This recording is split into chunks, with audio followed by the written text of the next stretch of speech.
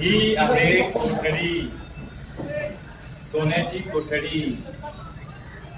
इथं शिक्षा मिळते आणि त्याच्या बदल्यात ही सोन्याची कोठडी.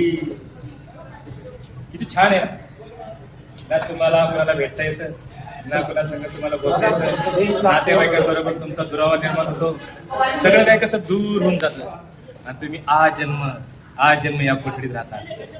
तुम्हाला आझादी नाही, तुम्हाला कसल्याही प्रकारचं सुख नाही, तुम्हाला कसल्याही प्रकारचं व्यसन सुद्धा करता येत नाही. अशी ही कोठडी.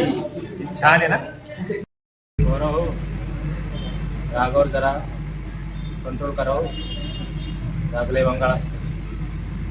राग माणसाला कुठं जाऊन पोचवेल का सांगता येत नाही. एवढीशी चूक, फक्त एवढीशी चूक केली मी, ती शिक्षा फक्त आहे ना. आयुष्य जाणार आहे आता इथे त्या रागापासून.